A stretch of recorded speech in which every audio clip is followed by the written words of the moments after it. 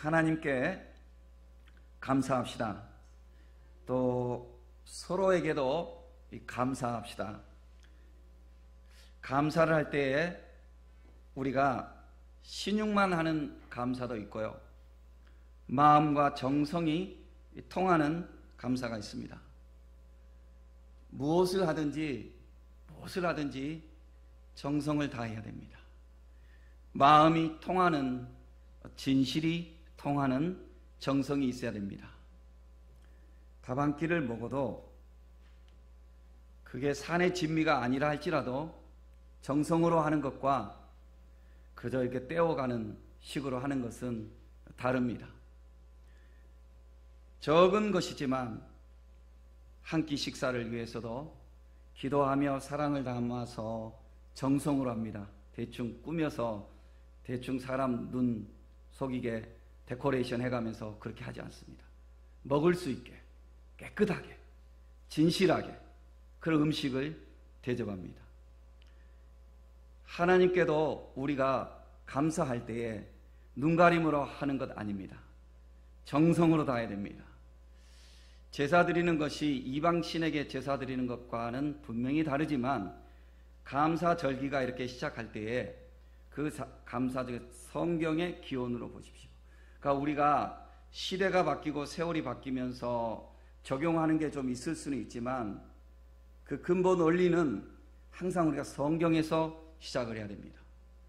하나님께 우리가 농사 지은 것, 그것을 이렇게 가져오는 겁니다. 그러니까 우리가 도시에서 살면 농산물을 사와도 됩니다. 또 감사헌금으로 가져와도 되고. 그러나 진실되게 진짜를 가져와야 됩니다. 하나님의 성도들이 신앙이 깨끗해야 되고 진실해야 됩니다. 이렇게 감사하는 생활, 진실이 담기려면 수고해야 됩니다. 대충 하는 게 아니에요. 그리고 땀을 흘려야 되고, 그리고 지갑이 열려야 되는 것입니다. 그래서 사랑은 수고입니다. 가끔씩 인용하는 말이지만 사랑은 중노동이라 하는 그 도스토옙스키 말이 참 의미가 있습니다. 그 말이 성경에 나온 말하고 똑같은 거예요. 예수님은 친구를 위하여 목숨을 내어주는 그 사랑이 최고라고 그랬습니다. 예수님이 우리를 위해서 그저 말로만 사랑한다고 하지 않고 목숨을 내어 주셨습니다. 그래서 예수님은 진짜 사랑이고 예수님이 우리의 진짜 구주이신 것입니다. 이런 신앙생활하는 성도들은 우리의 말도 진실해야 되고, 우리가 좀 고지식스러울지라도 우리가 행동하는 모든 것이 진정성이 있어야 됩니다. 믿을 수 있어야 됩니다. 소위 말해서 뻥치는 삶을 살지 말아야 됩니다. 추수감사절 유래는 출애굽한 성도들이 광야에서 처음 수확을 하고 하나님께 먼저 감사드린 것에서 시작합니다. 생각해 보십시오. 지금 우리가 날씨가 좀 추우니까 행동하는 것이 좀 불편하고 밖에 나가는 것도 좀 불편하고 갑자기 추워서 그렇지 않습니까? 교회 성도들 따뜻하게 하기 위해서 히터도 일찍 틀어야 되고 또 2층도 토요일부터 히터를 틀어야 되고 그렇게 해서 우리가 따뜻한 거지 쉬운 게 아니에요. 그런데 여러분, 그 3,500~600년 전에 광야에서 그들이 낮에는 덥고 저녁은 추운 지역 아닙니까? 거기서 이동하는 중에 잠깐 머물면서 시내산 앞에서 율법을 모세가 받고 정돈하기까지 기다리는 1년여 한 11개월 한 20 며칠 동안 거기서 기다렸어요. 시내산 앞에서 야영 수련회를 한 겁니다. 오늘날로 치면. 그러면서 율법도 받고 그러면서 거기서 처음 하나님께 그 광야에서 농사 지은 것을 가지고 제사를 하나님께 감사 예배를 드린 것입니다. 그때 그들이 얼마나 넉넉할 수 없었죠. 매우 힘들었죠.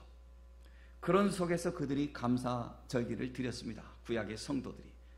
그래서 그 감사절기를 우리가 어떤 용어로 표현하냐면 장막절이라는 말도 하고요, 수장절이라는 말도 하고 초막절이라고도 이야기를 합니다. 수장절이라는 것은 곡식을 수확해서 저장했다. 뭘 저장했겠어요? 저장할 게 뭐가 있었겠습니까? 그렇죠? 그 광야 생활에서. 그래도 그들은 그렇게 표현을 했어요. 또 장막을 쳤다. 그걸 수확하러 가기 위해서 텐트를 쳤다. 또 초막을 쳤다. 그래서 장막절, 초막절 혹은 수장절 이렇게 표현을 합니다. 우리는 지금 이제 현대판 좀 날짜가 적용되는 게 좀 달라요. 그리고 우리 미국의 그 선교사님들 영향을 받아서 11월 셋째 주예요. 캐나다는 10월 달에 있고요. 영국 10월 달일 것 같아요. 10월 달인 것 같고, 나라마다 조금 차이가 있어요. 근데 우리는 일단 청교도들의 그 신앙을 전수하는 미국 선교사님들의 그 영향을 많이 받았습니다. 그래서 한국 교회가 11월 셋째 주일 날 이렇게 추수감사절을 지키는데, 여러분 청교도들이 누구입니까? 퓨리탄이라고 그러잖아요. 퓨리탄은 purify, 순수하게 하다, 깨끗하게 하다, 뭐 그런 단어가 좀 생각나죠. 연관성 있게. 그 퓨리탄들은 세속에 물들지 않고 신앙의 순수성을 지키기 위해서 노력한 사람들입니다. 그들이 1620년 8월 15일 날 이제 메이플라워 배를 타고 출발을 하죠. 그런데 늦었어요. 조금 늦어가지고 다시 9월 16일 날 출발했습니다. 그래서 3달 넘는 시간인가요? 12월 21일에 미국의 그 매사추세츠 그 연안에 도착을 했는데 102명이 그 배에 타고 있었습니다만은 중간에 오는 동안 그 배 안에서 이미 질병에 걸린 사람들이 태반이었고요. 그리고 그 척박한 미국 땅에 그들이 도착해서 많은 사람이 풍토병에 걸렸습니다. 저는 옛날 이야기를 읽으면서, 이 역사를 읽으면서 미국 땅이 척박한 땅이었다 하는 대목이 참 기가 막혀요. 여러분 미국이나 여러분 캐나다 가보시면 그 땅이 얼마나 기름지고 얼마나 풍성한 땅인지 몰라요. 그런데 그 1600년도에 우리가 없었으니까 모르겠는데요, 땅은 사람이 사는 대로 하나님이 변화시켜줘요. 타고난 어떤 지형적인 위치도 있지만 여러분 그거 깊이 생각해 보세요. 예수님 잘 믿고 섬기는 사람들요, 그들의 삶이 성경에 보면요 환경을 하나님이 바꿔주신다고 그랬어요. 그래서 나는 1600년도는 모르겠지만 지금 21세기에 그 땅에 이렇게 그 풍성한 자연을 보면서 이거는 주관적인 해석인데 하나님을 잘 섬기고 그 사니까 자연도 이렇게 복을 받구나, 그런 생각을 내가 해보면서 내가 그 땅에서 내 나름대로 많이 울었어요. 개인적인 어떤 시련도 있었지만 나름대로 교계를 바라보면서 그래요. 내 나름대로 흔히 개똥철학이라고 하지만 내 나름대로는 그냥 여러 가지가 그냥 걱정되고 근심되고 염려되고 그 부조리 불합리한 것을 보면서 많이 제가 울었던 시절이 있었어요.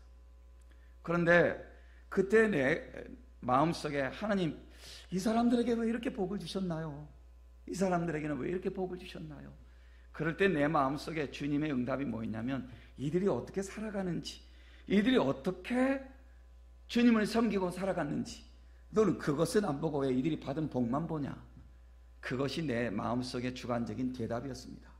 그래서 내가 생각하기를, 그래 우리가 더 잘 살려면, 우리가 복을 받으려면, 우리 후손들이 복을 받으려면 왜 우리 자녀들이 그렇게 영어를 공부를 해야 되고, 남의 나라 말인데 얘네들은 태어나서부터 자기 나라 말인데 자기 나라에서 살다가 애국 체험 한번 할까 하면서 가면은 한 달에 400~500 받잖아요. 그냥 가서 대접받고, 어디든지 가면은 코케이전 하면은 다 대접받고, 그냥 가서 영어 자기들 말인데 우리가 잘 못하는 영어 써가면서 대접하고, 그런 문화가 돼 있잖아요. 너무 그게 부러웠어요, 여러분. 너무 부러워. 하나님, 이들이 왜 이렇게 살죠? 하나님 말씀이 이들이 어떻게 살았는데, 이들이 어떻게 심었는지 너는 그것은 왜 생각하지 않느냐? 그게 내 대답이었어요. 그래서 우리가 더 심어야 돼요. 감사하는 생활, 믿음 생활을 해야 되는 겁니다. 그 청교도들이 우리가 잘 아는, 매년 우리가 듣고 있잖아요. 그들이 첫 수학을 해서 먼저 하나님께 감사하고, 그들이 먼저 하나님께 예배드리고, 그리고 먼저 학교를 세우고 그 다음에 집을 세웠어요. 생각해 보세요. 지금 미국에 있는 예일, 프린스턴, 하버드 이런 유수한 그런 대학들 다 주의 종들을 양성하는 신학교에서부터 시작한 학교들입니다. 그 학교들이. 그래서 그 학교의 제일 중심에는 신학과가 항상 있는 거예요. 그러니까 말씀 중심, 하나님 중심, 이렇게 살아가는 사람들에게 하나님이 그 복을 주신 것입니다. 물론 그 후예들이 정치적으로 보면 이제 조금, 오늘 현대적인 차원에서 보면 미국이라는 나라의 불합리성 보여요. 그런 거 있고 하지만 그 근본, 그 중심, 그 안에 들어가 볼 때 이런 신앙의 아름다운 요소들을 우리가 놓치지 말아야 하는 것입니다. 우리는 하나님께 감사하는 성도들, 하나님께 감사함으로 복을 받는 그 공동체, 그것을 생각해 보자는 것이 제 말씀 전하는 포인트인 것입니다. 감사드리는 것은 신앙의 꽃이라고 할 수 있습니다. 신앙의 꽃이에요. 감사 생활하는 것은 신앙의 꽃이에요. 그리고 생활 속에서도 인격의 꽃이에요. 감사하는 사람들은. 그러니까 우리가 불평할 수 있잖아요. 그것도 불만할 수 있어요. 모든 환경 속에서. 그러나 감사하는 것은요, 그거는 보통 마음의 크기가 아니죠. 저부터도 그렇거든요. 이 성도들 이렇게 보면서 왜 이렇게밖에 못하냐, 이런 마음이 들 수도 있잖아요. 그런데 어떻게 저렇게 하시냐 하면서 감사할 수도 있잖아요. 그러니까 사실은 이게 참 다른 것 같아요. 저부터도 반성하자면. 그래서 여러분, 감사하는 것은요, 우리가 잘 되는 길이에요. 우리가 잘 되는 길이에요. 신앙의 자기 점검의 그 바로미터가 뭐냐면, 내가 감사하는 생활을 하고 있는가, 하나님께 감사하고 그리고 사람들에게도 감사하는 생활을 내가 하고 있는가, 내가 태도와 섬김에 있어서 불평이 많은가, 감사가 많은가, 이것이 나의 나됨을 한번 평가하는 그런 척도입니다. 자녀들도요, 어떤 자녀들이 복을 받는 줄 압니까? 우리는 얼핏 생각할 때 공부 잘하고 이건 먼저 생각하잖아요.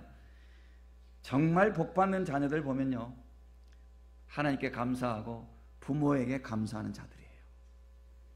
그래서 제가 지난 시간에도 말씀드렸지만, 결혼 생활해서 부모를 떠나라, 생활 떠날 수 있죠. 그러나 부모를 모시지 않을 때에는 각각 장인 장모를 포함해서 10분의 1을 갖다 부모 섬겨라, 그렇게 가르치는 것이, 저는 이런 전통이 굉장히 중요하다고 생각해요. 왜냐하면 그냥 대충 잘 섬겨라 하면은 너무 주관적이거든요. 그래서 하나님 앞에도 마찬가지예요. 11조를 드려라, 이것이 너무 의무감인 것 같지만 기준을 하나님 딱 정해주시는 거예요.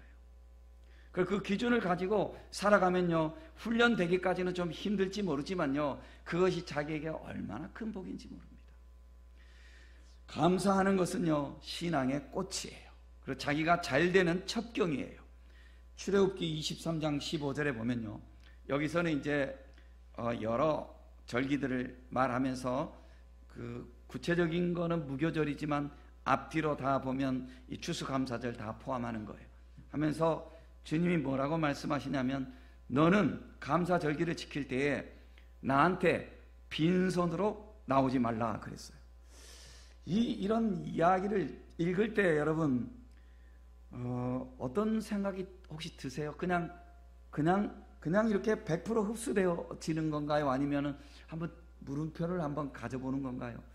이거 참 하나님이, 전능하신 하나님이 뭐가 부족해서 너 나한테 올 때 빈손으로 오지 마라. 아니 우리는 빈손으로 와가지고 주시옵소서 이렇게 해야 되겠는데 하나님이 너 빈손으로 하면 안 돼 이렇게 말을 할까?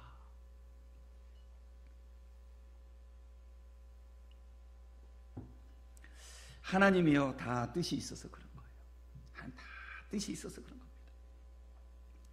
결론이 뭐냐면요, 그것이 우리가 결국은 복되는 길이기 때문에 그래요. 그 복되는 길이에요. 감사하면요 내 영혼이 먼저 살아나요. 불평하면요 내 영혼이 시들어가요. 감사하면요 내 영혼이 살아나고요. 저도 지금 여러 가지 찌들어진 게 너무 많은 것 같아요. 내 모습 속에 지금 부딪혀 오는 그런 것들이 여러분들이 짐작하는 것도 있고 짐작하지 못하는 것도 있는데, 그래서 나도 많이 반성이 돼요. 내가 얼굴이 언제 좀 펴져야 되는데 막 이런 게 있는데요. 펴지려고 나도 노력을 합니다. 근데 여러분, 감사함이 넘쳐나면요 결국 우리에게 이 에너지가 막 발동하잖아요. 그래서 예전에 이런 말들 어른들이 사랑하면 얼굴이 막 이뻐진다. 그게 우리가 감사하면, 기쁨이 넘치면, 우리에게 이렇게 이 마음의 평안이 넘치면 이 육체로 나타나게 돼 있어요. 그래서 흔히 말하는 엔돌핀이 나오고요. 그러면은 육체도 강건해지는 거예요. 일반적인 원리로 보더라도. 그리고 감사하면요 대인관계가 열려요. 대인관계가 감사하고, 잠언에도 그래서 그런 말씀이 있거든요. 뇌물은 나쁜 거지만 또 뇌물은 관계를 열어간다는 말씀도 있어요. 그걸 우리가 그 문맥 속에서 적절하게 잘 해석을 해야 돼요. 뇌물은 분명히 나쁜 거예요. 그런데 또 한편으로는 뇌물이 관계를 열어간다는 말씀도 있어요. 그게 뭐냐면 좋은 의미로 우리가 해석을 해야 돼요. 그 문맥 속에서 사람이 선물을 통해서, 나쁜 의도가 아니라 선한 그런 뜻을 가지고 관계를 열어가는 거예요. 굉장히 밉고 어떤 때는 굉장히 막 힘들어요, 그 사람이. 그런데 이거를 같이 미워하고 같이 싸우고 하면 답이 없어요. 그래서 내가 먼저 마음을 접고 뭐 이렇게 선물을 하잖아요. 그 출발이 되는 것 같아요. 이렇게 관계가 열어가는 것 같아요. 인간관계 속에서도. 그래서 세상 사람들도 지혜가 있어서 우리 속담에도 미운 사람에게 떡 하나 더 준다고 그러잖아요. 그런데 하물며 우리가 하나님 아버지 앞에서 기쁨으로 자원하여 감사하는 생활을 하면 하나님이 얼마나 기뻐하시겠어요. 저는 만약에 내 아이가 나한테 자기가 생활이 어려운데, 뻔히 어려운 것 알거든요. 어려운데 나한테 먼저 아빠 이렇게 내가 해야 되니까 아빠한테 내 도리를 다 하고 싶어서 이렇게 가져옵니다 하고 무엇을 가져오잖아요. 그러면 내가 야 고마워 하고서 고맙다, 나 이러지 않을 것 같아요. 절대로 내가 이러지 않아요. 절대로 내가 이걸 보고 감동이 먼저 되죠. 이게 얼마지? 이게 10개네. 그러면 내가 적어도 11개 아니면 20개를 내가 이렇게 딱 걔한테 주는 거죠. 이게 우리 인간 생활에서도 이러는 거예요. 여러분, 하물며 하나님께서 감사하는 자녀들에게 어떻게 대해 주시겠어요? 그래서 여러분, 감사하는 것은요 우리가 잘 되는 것입니다. 그 복 받는 길은요 신앙생활을 이렇게 하는 거예요. 감사하는 삶을 살 때에 우리가 복을 받는 것입니다. 오늘 말씀 다시 한번 읽어보겠습니다. 먼저 12절부터 14절까지를 한번 같이 읽겠습니다. 12절부터 14절 시작. 그러므로 너희는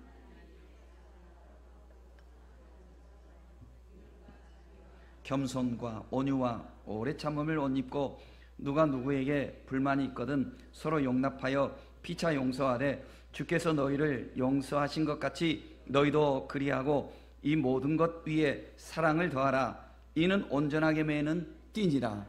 아멘. 여러분, 긍휼히 여기는 것, 자비를 베푸는 것, 겸손한 것, 그리고 온유한 것, 오래 참고 용납, 용서하고 받아들인다는 거잖아요. 용납하는 것, 이런 모든 것은 결국 어떤 단어로 다 포함이 됩니까? 사랑. 사랑하라는 거죠. 그러니까 여러분, 성도들의 삶에 있어서 이 사랑이 없으면 믿음 생활이 제대로 이루어질 수가 없어요. 사랑해야 돼요. 그 다음에 사랑이 이제 출발이에요. 그 다음 단계로 나가 봅시다. 15절을 다 같이 읽겠습니다. 시작. 그리스도의 평강이 너희 마음을 주장하게 하라. 너희는 평강을 위하여 한 몸으로 부르심을 받았나니 너희는 또한 감사하는 자가 되라. 너희는 또한 감사하는 자가 되라. 이 하반절은 일단 나놓고 이 앞부분 봅시다. 우리가 사랑하잖아요. 사랑하면 그 다음에 열리는 게 뭐냐면요, 평강이에요. 평강이 너희 마음을 주장하게 하라. 너희는 평강을 위하여 한 몸으로 부르심을 받았나니 그랬습니다. 여러분, 우리가 미워하고 분노하고 교만할 때 마음이 어지러워요. 여기에 죄악을 품을 때 마음에 평안이 없어요. 사랑은 출발이고요, 평강은 결과예요. 사랑하면, 처음에 사랑을 하면 그 다음에 오는 것이 평강이에요. 여기서 사랑은 좋아하는 것하고 달라요. 좋아하는 것은 사랑이 아니에요. 좋아하는 건 내 유익을 위해서 좋아하는 거지. 그래서 예쁜 아이를 사랑해야 하는 것은 진짜 사랑이라고 볼 수 없어요. 내가 좋아서 그렇게 하는 거니까. 사랑은 예수님의 말씀처럼 사랑하기 힘든 자까지 사랑하는 것, 이것이 사랑이죠. 그래서 사랑은 어려운 건데, 이 어려운 것을 하니까 하나님 복을 주셔서 기적을 일으켜 주시는 거죠. 그래서 우리가 사랑하면 사랑이 출발이에요. 모든 과정 속에서 출발인데, 사랑하면 그 결과가 뭐냐면 평강이에요. 우리가 샬롬 인사하는 것은 하나님의 평강을 서로 비는 건데, 사랑하면 마음에 이때부터 평강이 옵니다. 그래서 여러분, 이 평강은 뭐냐면 내적, 그 다음에 외적 갈등과 번민이 없는 충실한 상태를 평강이라고 할 수 있습니다. 그래서 성경의 다른 용어로 이것을 가장 잘 이퀄 시킬 수 있는 단어가 뭐냐면 안식이에요. 안식은 어떤 결핍과 갈등이 없는 충실한 상태가 안식. 이 안식이 곧 평강이에요. 평강. 그런데 여러분, 우리에게 이 평강이 언제 이루어지냐면요, 우리가 오늘 말씀 속에서 볼 때 사랑할 때 평강이 주어진다고 그랬는데, 이것을 기도와 연관지어서 제가 설명을 여러분이 해보겠어요. 여러분, 우리는 기도해요. 기도할 때 기도 생활은 하나님을 사랑하는 것, 그 다음에 고백하는 거예요. 사랑해서. 그것도 기도예요. 기도는 찬송이죠. 그 다음에 기도는 무엇을 간구하는 것, 이 기도예요. 간구하는 것도 기도예요. 그런데 여러분 보세요. 우리가 무엇을 간구할 때 언제까지 기도해야 되죠? 언제까지 기도하는 것이 응답이죠? 언제까지냐면요, 대답이 여기에 있어요. 내 마음에 평안이 임할 때까지 기도해야 돼요. 그러니까 내가 지금 어떤 갈등이 있어요. 이걸 가지고 내 마음에 계시는 주님이 기뻐하지 않으시니까 내가 이걸 갖고 기도해요. 기도는 일방적으로 하나님 앞에 이 모놀로그가 아니잖아요. 내가 그냥 독백하고 가는 게 아니거든요. 주님과 대화거든요. 그럼 내가 주님께 아뢰요. 그럼 주님께서 내 마음에 대답을 주셔요. 네가 어떻게 해라. 그럼 내가 그것을 하기 힘들죠. 그러면 진척이 되지 않아요. 내가 그것을 순종을 해야 돼요. 내가 그것을 순종을 할 때 그 다음에 주님께서 한 걸음 또 나아가도록 내 마음에 말씀을 통해서 감동을 통해서 또 대답을 주셔요. 그렇게 해서 한 걸음 한 걸음 나가게 될 때 주님께서 내 마음에 뭐라고 사인을 주시냐면 걱정하지 말아라. 나한테 맡겨라. 라고 응답을 내 마음에 주셔요. 그러면 내 마음에 평강이 오는 거예요. 이것이 기도의 응답이에요. 그냥 기도 생활을 그냥 내가 이렇게 하고 그냥 끝나는 그게 기도가 아니에요. 그러니까 우리의 기도는요, 씨름이에요, 씨름. 근데 이 씨름은 얻기 위해서 주님이 주신다고 할 때까지 문을 두드려라 뭐 이것이 아니고 내 마음에 주의 평안이 임할 때까지. 이것이 진짜 기도의 응답인 거예요. 그래서 내가 기도의 응답을 받으면 내 마음에 평안이 오니까 내 삶에 기쁨이 오지요. 그런데 여기서 끝나면 옳지 않아요. 자, 다시 이제 아까 말씀을 좀 더 한 번 더 강조하면 내가 누구를 미워하는데, 내가 내 마음속에 분노를 가지고 있는데, 내 마음에 걱정거리가 가득한데, 혹은 내 마음에 죄악이 막 꿈틀거리는데 내 마음에 평강이 올 수 있는, 그건 가짜 평강이죠. 그건 진짜 평강이 아니죠. 진짜 평강은 이런 것들이 다 해소될 때 진짜 평강이 오는 거죠. 그래서 우리의 기도는 하나님의 평강이 내 마음에 임할 때까지 간구하는 거예요. 이것이 기도인 거예요. 그런데 여기서 끝나는 것 아니에요. 여기서 끝나면 힘이 없어요. 그래서 오늘 16절, 17절을 읽는데 15절 하반절 제가 읽고 16절, 17절을 여러분들이 다 같이 읽겠습니다. 너희는 또한 감사하는 자가 되라. 그리스도의 말씀이 너희 속에 풍성히 거하여 모든 지혜로 피차 가르치며 권면하고 시와 찬송과 신령한 노래를 부르며 감사하는 마음으로 하나님을 찬양하고 또 무엇을 하든지 말에나 일에나 다 주 예수의 이름으로 하고 그를 힘입어 하나님 아버지께 감사하라. 아멘. 내가 사랑하여 시작을 한 일이 하나님 아버지 앞에 기도를 통해서 내 마음에 평강이 임하잖아요. 그러면 여기서 스톱하면 믿음이 자라지가 않아요. 믿음이 자라려면 그 다음 단계로 구체적으로 내가 실천하는 단계로 가는데 그것이 뭐냐면요, 감사하는 생활이에요. 감사하는 것은 내게 주신 이 평안을 내가 구체화하는 열매로 하나님 앞에 고백을 하면서 내 생활이 실천이 되어지는 거예요. 그러니까 내가 감사하는 것은 내가 얻은 이 평안의 기쁨을 내 삶 속에 끊임없이 지속시켜가고 그 다음에 더 발전시켜 나가는 거예요. 은혜를 더욱 키워 큰 은혜로 나가는 것이 감사하는 생활인 거예요. 그래서 데살로니가 전서 5장 16절부터 18절 항상 기뻐하라, 쉬지 말고 기도하라, 범사에 감사하라. 항상 기뻐하고 쉬지 말고 기도하고 범사에 감사하는 것, 이것이 저는 이것을 그리스도인의 신앙의 항상성이라고 규정하고 싶습니다. 그리스도인의 신앙의 항상성. 항상성이 뭐냐면요, 호미오스테이시스. 내 몸에 혈액이 흘러요. 내 몸에 혈액이 흐르는데 내 몸의 혈액은 내가 건강한 한 밖의 온도가 좀 추워도 나는 36.5도인가 그게 정상인가요? 36.5도예요. 내 몸의 혈액은 36.5도예요. 날씨가 많이 더워요. 뭐 40도 이런데 더울 수 있어요. 내 몸의 혈액은 여전히 36.5도예요. 변화한다고 해봤자 0. 얼마 왔다 갔다 할 뿐이지 일정한 틀 속에서 내 몸의 온도는 변함이 없어요.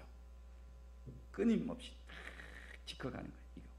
그래서 호미오스테이시스, 항상성. 주변 환경 때문에 변함이 없는 일정한 상태. 이거를 호미오스테이시스, 호미오스테이시스 in Christian faith. 이게 뭐냐면 감사하는 생활이에요. 항상 기도하고 쉬지 말고 기도하고 범사에 항상 기뻐하고 쉬지 말고 기도하고 범사에 감사하는 우리의 생활. 그래서 결국은 결론이 감사예요. 감사하는 생활이 나를 어떤 환경 속에서 요동치지 아니하고 거기서 내 믿음을 끊임없이 격동하는 환경 속에서 하나님 앞에 안정감 있게 내 생활을 유지해 갈 수 있는 호미오스테이시스, 이 항상성. 이것이 뭐냐면요, 감사하는 생활인 거예요. 오늘 추수감사절입니다. 우리가 얼마든지 우리 자신을 돌아보면서 불평하고 욕심을 내고 나 자신만 챙기고 살아가야 할 이유가 만 가지가 있을 수 있어요. 그런 눈으로 나를 돌아보면. 그러나 입장을 바꿔서 감사하는 마음을 갖기를 시작하면 오히려 내가 범사에 감사해야 될 이유가 1000만 가지가 더 되는 거예요. 지난주에 찰스 피니 주보에 올린 글을 여러분들 읽어보셨는지는 모르겠는데, 주보에 올린 글은 제가 책에서 감동을 받아서 옮기거나 그 책의 독후감을 일부분을 내가 쓰거나 혹은 신문에 나온 것을 내가 조금 편집해서 쓰거나, 오늘 같은 경우는 인터넷에 나오는 이야기를 조금 편집해서 쓰는 경우도 있습니다만, 여러분들이 신앙에 유익이 되도록 적고 있으니까 읽어보시면 좋을 것 같아요. 그 찰스 핀이 죽을 때에 방 2칸짜리 아주 저렴한 서민 아파트에서 마지막 인생을 끝냈는데 92세를 살고, 우리나라 나이로 하면 94세겠죠. 사회에 10몇 조를 기부를 하신 분 아니에요. 자기 시계가 15달러짜리 시계를 차고 다니셨고 말이죠. 나만 해도 이게 10만 원짜리가 넘는데 몇십만 원짜리 같은데, 그렇게 검소한 생활하신 그분이 한 이야기, 사람이 죽기 전에 베푸는 것이 좋다 그랬고요. 한꺼번에 내가 바지를 2벌 입지는 않는다 그러면서 항상 자기 어려울 때를 돌아보면서 늘 돕다 보니까 그분은 그렇게 많은 영향력을 끼치고, 빌 게이츠 같은 사람도 이분의 영향을 받아서 기부자가 되기로 결심했다는 그런 뒷이야기도 있습니다. 여러분, 우리가 하나님께 불평하면 한이 없지만 감사하면 오히려 큰 은혜를 하나님께서 더 주시는 거예요. 그래서 내가 그 신문을 읽으면서 그런 생각을 해봤어요. 이렇게 사니 하나님께서 그런 물질도 이분에게 맡겨주셨구나, 그런 생각을 해보게 되었습니다. 욕심을 부리면 한이 없지만요, 사랑하고 감사하면 또 그 또한 한이 없는 거예요. 우리는 지옥의 욕심에 빠지는 사람도 있는가 하면 천국의 사랑의 그 열정에 빠지는 사람도 있어요. 인생은 이렇게 달라져요. 하나님께 감사하고 또 가정에서 서로에게 감사하고 직장에서 사회에서 이웃에게 감사하고, 우리는 감사가 넘치는 신앙인들이 되어서 하나님의 복을 누리기를 예수님의 이름으로 축복합니다.